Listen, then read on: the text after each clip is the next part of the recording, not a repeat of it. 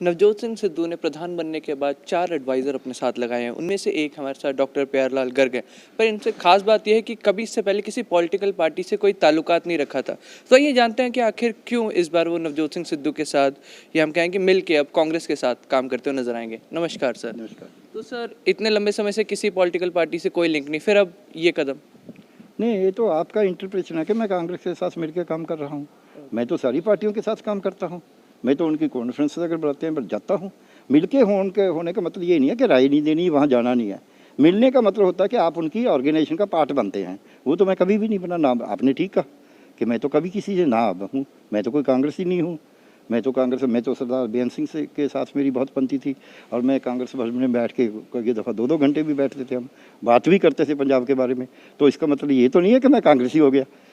जहाँ मैं किसी के नहीं जाता इसका मतलब ये थोड़ा है मैं उनको घृणा करता हूँ। मैं तो सभी पार्टियों, क्योंकि देश में तो पॉलिटिकल पार्टियों ने राज करना है ना। अगर किसी पॉलिटिकल पार्टी के काम से, मेरी राय से, कोई काम अच्छा हो सकता है, वो चाहे कोई भी पार्टी हो, अकाली दल हो, बीजेपी हो, आप हो, बीएसपी हो, कांग्रेस हो, मेरी राय से ठीक हो सकता है तो मेरे को करना चाहिए। क्योंकि हम तो पंजाब के विकास की बात करते हैं। पंजाब में आज बहुत संकट है, उसको दूर करने के लिए करेगी तो सियासती, कोई सेवा समिति से तो हो नहीं सकता। सेवा समिति आप 4 लोगों को रोटी खिला देंगे, हैं, किसी को पेंशन लगवा देंगे, लेकिन वो पॉलिटिकली तो पूरी सरकार की पावर होती है ना। और मैंने सरकार में रह के देखा है कि वो पावर क्या काम कर सकती है, कैसे लोगों को मोबिलाइज कर सकती है। आपसे ऐसे नौजवान कैसे बगैर रोटी खाए, खाना खाए काम करते हैं, बगैर पैसा दिए। वो जो पावर है उसमें अगर आप कुछ हिस्सा डाल सकते हैं कि पंजाब अच्छा हो जाए, तो उसमें क्या तराश होना चाहिए। ना मैं कोई कांग्रेस का वर्कर हूँ, ना मैं कांग्रेस का मेंबर हूँ, ना मैं बनना है, ना मैंने कोई ओहदा लेना है, ना मैंने कोई पैसा लेना है, ना मैंने कोई काम करवाना है उनसे। मैं तो अपनी राय देनी है। अगर वो मांगेंगे जितनी, जब राय मांगेंगे।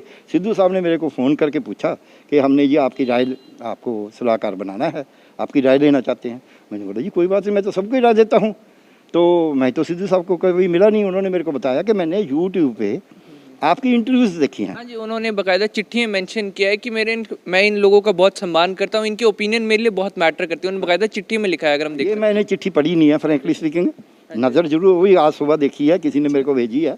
लेकिन ये बात है कि मैं ना उनको जानता हूँ, ना वो मेरे को उस तरीके से जानता है। फिजिकली तो मिले ही नहीं हम कभी। उनकी वाइफ तो थी वहाँ चीफ पार्लियामेंट्री सेक्रेटरी, तब तो मीटिंग वगैरह में मैं एग्जीक्यूटिव डायरेक्टर था, बादल साहब की सरकार थी, तब तो मैं मीटिंग में होता था। लेकिन इनको तो मैं सिद्धू साहब को तो कभी नहीं मिला।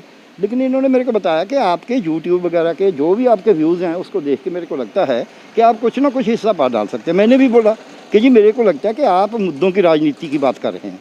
आज तक पिछले 30 साल से पंजाब में मुद्दों की नीति नहीं हो रही, वायदों की हो रही है कि हम आपको ये दे देंगे, वो दे देंगे, ऐसे। सो मुद्दों की राजनीति के लिए पंजाब में जो आप करना चाहेंगे मैं आपके साथ हूँ इस मामले में। जो मेरी राय की ज़रूरत होगी मैं दूंगा, लेकिन जब वो मांगेंगे राय तब दूंगा। मैं ऐसा नहीं है कि मैं जाके बताऊंगा ऐसे करो जी, ऐसे करो जी। मतलब स्पून फीडिंग नहीं की जाए, क्योंकि not at all, not at all. जैसे आप आए हैं, आपने मेरे को बोला जी मैं इंटरव्यू करने, मैं इंटरव्यू दे दी। मैंने आपको तो नहीं बोला कि आप मेरी इंटरव्यू लो। मैं वही मैं इनसे बात कर रहा था, जो इनके चीफ एडिटर हैं, ब्यूरो चीफ, जो ओनर कह लो, वो हमारे दोस्त हैं। उनसे मैंने इनको बोला कि कभी पूछ लेना, कभी मैंने बोला हो कि जी एक खबर लगा देना। क्योंकि ये जो है ना, अपना काम करते जाओ और साइलेंटली करते जाओ, जो होगा रिजल्ट देखी जाएगी। हमारा काम है राय देना। जब वो मांगेंगे तो राय देंगे, जैसी हमारी अकल है, जैसा हमारा, वो उसको ध्यान से देखेंगे, स्टडी भी करेंगे पहले राय देने से कि इशू क्या है। क्योंकि ऐसे नहीं है अभी क्योंकि मैंने सोच लिया सब ठीक है। दूसरा, राय होती है। हमारे समाज में हमने लोगों को ये सिखाया नहीं है कि राय का मतलब फैसला नहीं होता। आपने राय दे दी, उसको सैकड़ों लोग होंगे ना जो राय देने वाले होंगे, चाहे वो फार्मली उनको सलाहकार ना भी लगाया हो। मैं सरकार का सलाहकार हूँ, भारत सरकार का साक्षरता मिशन में। तो इसका मतलब ये थोड़ा भी जो मैं राय दूँ केवल वही राय है। राय तो बहुत सी होती है, बहुत कुछ कंसिडर किया जाता है। इसलिए हमें ये लिमिटेशन मालूम होनी चाहिए जो भी है कि हमारी राय है, हमने दे दी राय, उसके आगे क्या होता है बस ठीक है, हमने क्या लेना, हमने तो राय देनी है।